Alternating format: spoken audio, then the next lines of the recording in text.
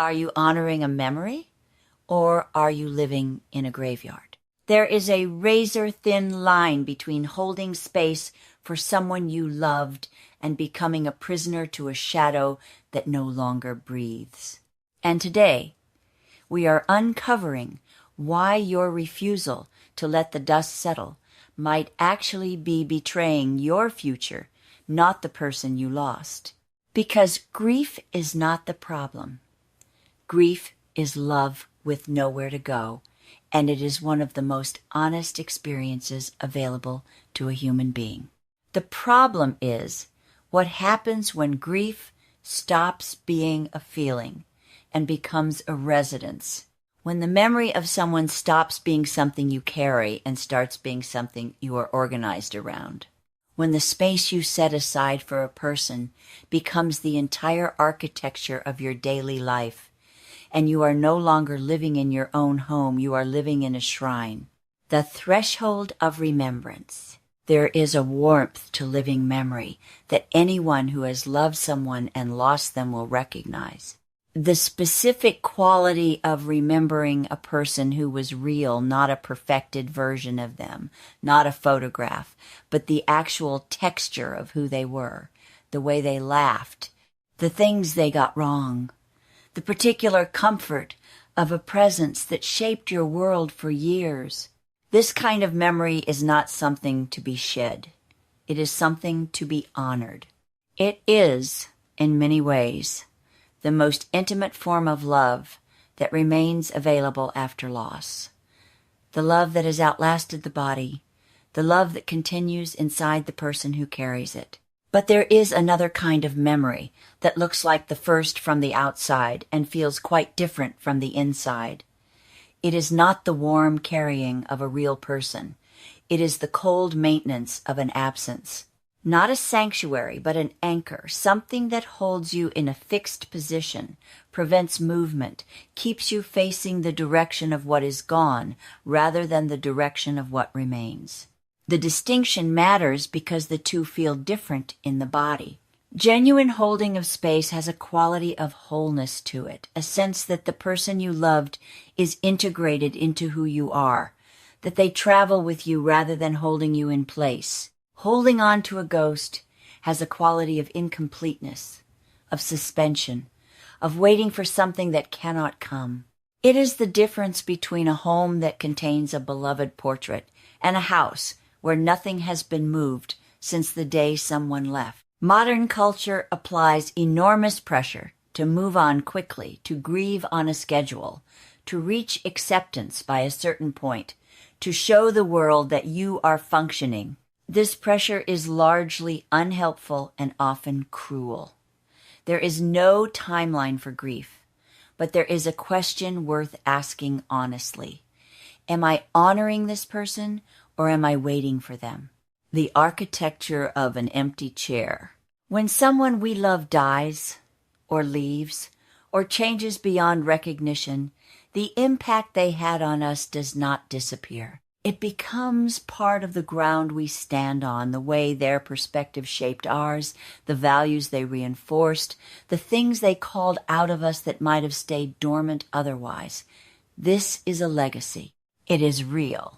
It is something a person can genuinely leave behind. Honoring that impact means letting it live in you, in the choices you make, the way you engage with the world, the particular qualities of attention or generosity or humor that you carry forward because you were shaped by someone who had them. It means the person continues through you rather than being frozen in amber beside you. The psychological difference between celebrating a legacy and waiting for a return is significant. Celebrating a legacy is forward-facing. It says, this person changed me, and because of that change, I move through the world differently. Waiting for a return is backward-facing. It says, the world without this person is wrong, and I will not fully inhabit it until the wrongness is corrected. The empty chair at the table can be a beautiful acknowledgement, a moment of recognition that someone who mattered is not physically present, but remains present in other ways. Or it can become a demand, a refusal to rearrange the furniture, literally or emotionally, because rearranging it would mean accepting that they are not coming back. What makes the difference is whether keeping the space honors the person or protects the keeper, whether the memorial serves love or serves avoidance. The friction of staying still. There is a cost to refusing to let the dust settle, and it is not abstract. It is paid in the texture of daily life, in the specific quality of being not quite available, not quite present, not quite reachable by the people and experiences that are actually here. The emotional cost of tethering yourself to a ghost is the gradual narrowing of your world. The relationships that cannot quite develop because you are always in some part of yourself in another time. The opportunities that pass because they would require a kind of presence you have withheld. The version of yourself that is waiting for permission to be fully alive, permission that was always yours to give and that you have been postponing indefinitely. A tribute can become a cage. Not through any failure of love, love is not the problem, but through the particular way grief can calcify into structure. The ritual becomes rigid. The preservation becomes compulsive. The things you do in someone's memory become things you do because you have always done them, and changing them would require facing the fact that the person they were done for is not here to receive them. The signs that this has happened are quieter than you might expect. Not dramatic, not obviously dysfunctional, just a slight breathlessness when anything in your life starts to shift. A pulling back at the moment of new connection, a recurring sense that any joy you experience is somehow disloyal, that to be fully alive in a world they are not part of is a kind of betrayal. It is not betrayal. It is the continuation they would have wanted for you if you are honest about who they actually were rather than who they have become in memory. The permission to breathe. The guilt of finding joy after loss is one of the most universal and least discussed experiences in grief. It arrives not because you loved insufficiently, it arrives precisely because you loved fully. The person mattered. The world without them is genuinely diminished. And so joy, when it surfaces, carries a freight of wrongness that can make it feel impossible to accept. But here is what is true. The joy you feel in a world they are no longer part of is not a statement about them. It is not evidence that you have moved on or forgotten or stopped loving them.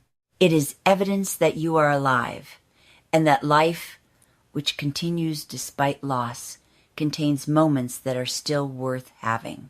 Moving forward is not an act of betrayal. It is a fulfillment of what love actually is when it is functioning properly, not a chain, not a demand, not a condition. Love, at its best, wants the beloved to flourish. The version of them you carry inside you, the real one, not the preserved one, wants you to breathe. There are practical rituals that can help with this passage. Not because rituals substitute for the internal shift, but because internal shifts sometimes need external scaffolding to become real. A ritual of release does not have to be dramatic. It can be as simple as taking a photograph of theirs and moving it from the hallway to the bedroom, from the traffic of daily life to a more private, intentional space. It can be allowing yourself to change something in the physical environment that has stayed unchanged as a form of deference to their absence.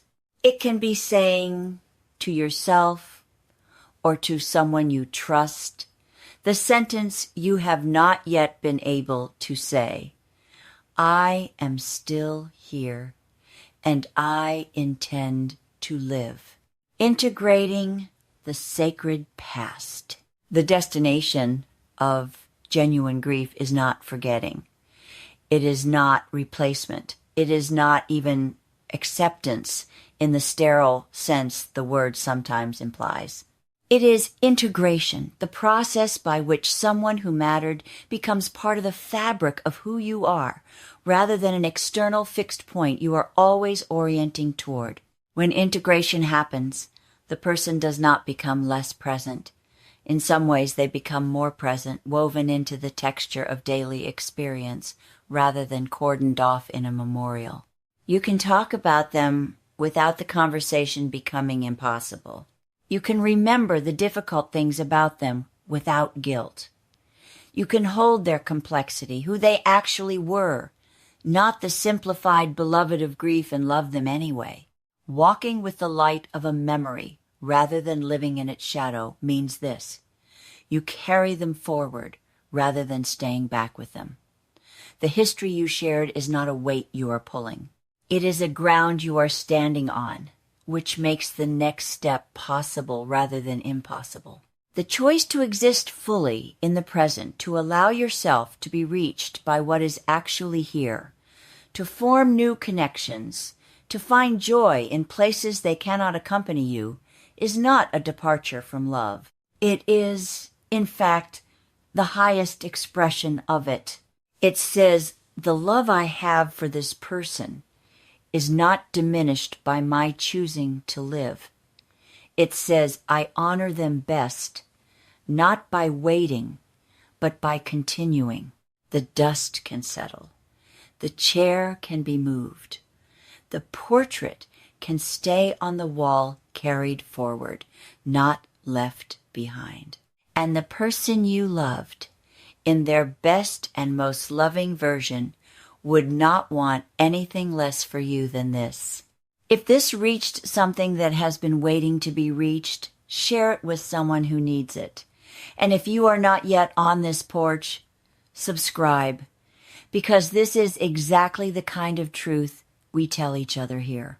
I am Patricia, and I will see you next week.